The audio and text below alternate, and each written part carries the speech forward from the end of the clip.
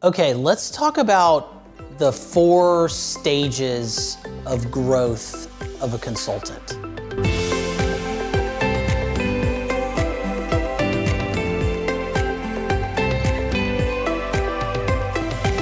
I think this is super relevant for everybody because then you can start to understand where you are and how you can fit in and thrive as a consultant.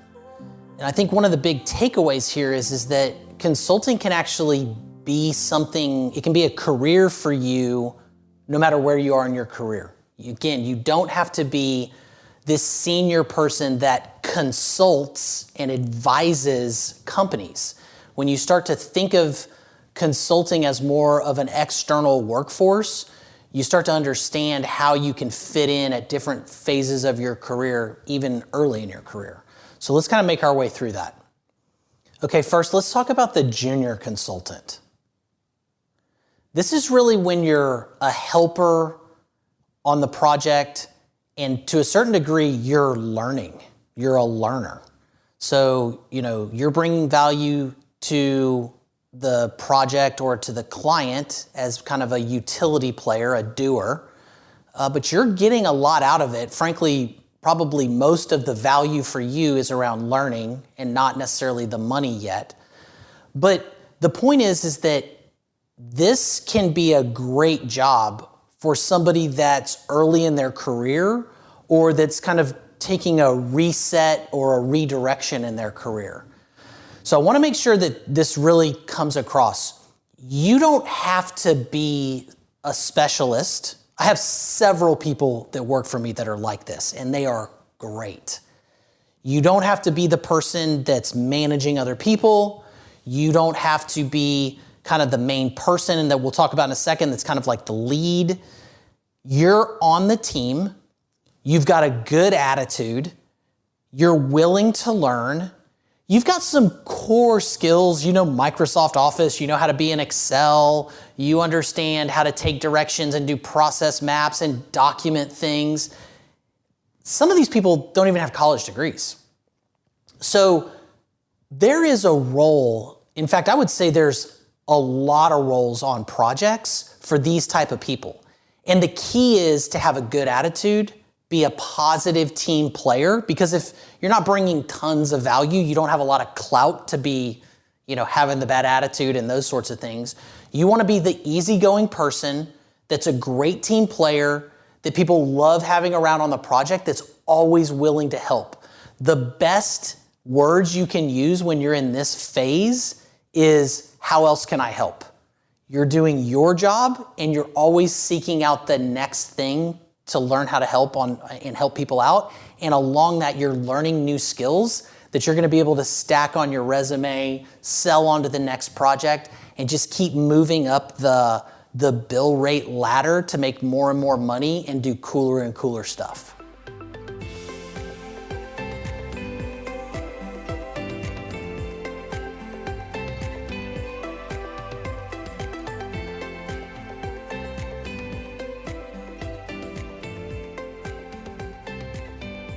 Okay, next, let's talk about the specialist or the contributor.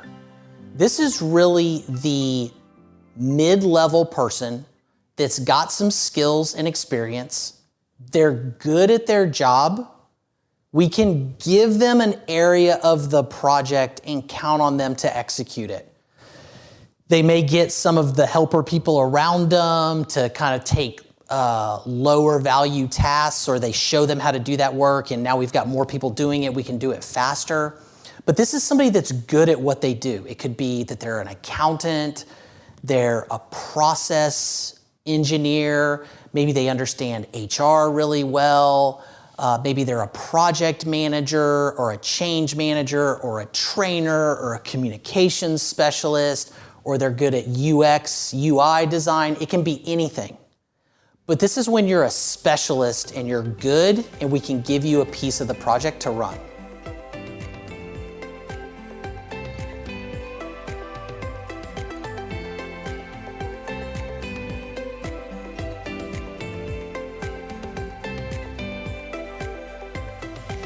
Okay, next let's talk about the manager. This is the person that's able to develop a plan, They're able to oversee a team. They're able to coordinate things going in the right direction, get people aligned and moving in the right direction. Then if there's a problem, course correct, reshift things, improve.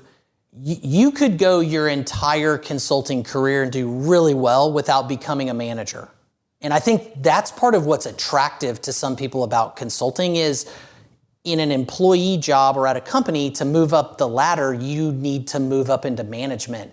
And managing people can be very unattractive. I mean, even for me, I manage a lot of people and it's not my favorite part of the job. I love teams, but there is the people aspect of the job of dealing with issues with people that can be very unattractive. So I think one of the key points is you never actually have to move up into management in consulting if you don't want to. But some people thrive at that. And when you see somebody that's really good at managing teams and setting people up, and they love the team environment, they believe in that, those people they draw energy from that, and they're powerful for the people that work underneath them, as well as powerful for the project and creating value for clients. So you obviously need some experience. You can't fake this. That's another thing that I want to be clear about. Sometimes we see people, and sometimes we even put people in manager type jobs, and when you fail, it's a worse failure. And so you want to be honest with yourself when you're moving into a manager type of role of whether you're really good at that and whether you really want to do it, because the failures become bigger as you move up the chain of command. But there's a lot of value, and you can just be a consultant around that management. So if you know how to run projects, or if you're a specialist in an area, there was a guy I worked with. He worked for Chevron for 30 years. He was a refinery manager. So he ran this big refinery, and he just came up through the system that way. And he kind of got into retirement, and he was bored, and he wanted to go do some consulting. We kind of talked him into doing it as a bit of a specialist, and he ended up being a manager, and he was my manager. I was younger. And the guy was great. And all he did was he just kept us going in the right direction, because we were redesigning the way this refining business was going to work. He just kept us going in the right direction, and it was great management. So you don't have to be a project manager. You don't have to be a change manager. You don't have to be an HR manager. There's lots of things you can do in this area, but just make sure that you really enjoy managing people, because there's a lot of pressure when you move to this level.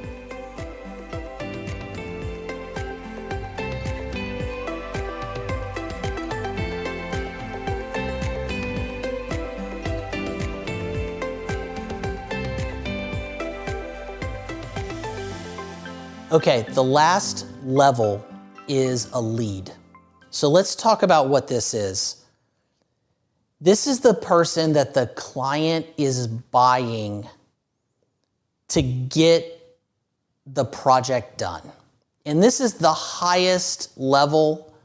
This is the most pressure, because a lot of these projects, sometimes they have a lot of pressure to them. The client is investing dollars, they're expecting an ROI, or they're going to bring on some external staff, and they're going to put you at the top of that.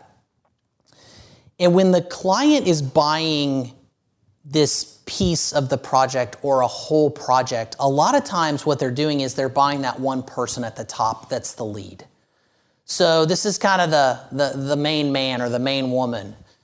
And that's something you don't want to get into unless you're ready. I would say, in a way, this almost happens organically. This is not something you want to go out into the market and sell. You want to sell yourself as one of the lower levels. This will happen organically if you're good. The client will frame up something around you for the next project, or the staffing firm or consulting firm that you work for will take this out to market and sell it. As an independent consultant, unless you're very experienced, it's tough to kind of market yourself this way. It's almost better to go down to like the manager level and then let the client keep pulling you up the responsibility chain of command, if you will. So when we think about leads, these are really highly compensated people. The pressure is high.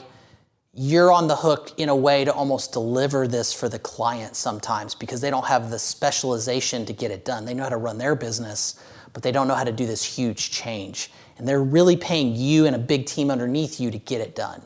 So make sure you think about that and you understand that before you get into a lead type of a role.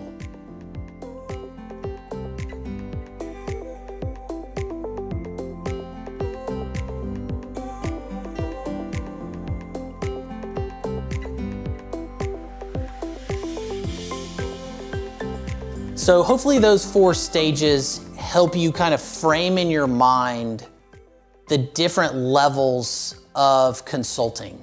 So you've got, again, the helper, the learner, early junior phase, right?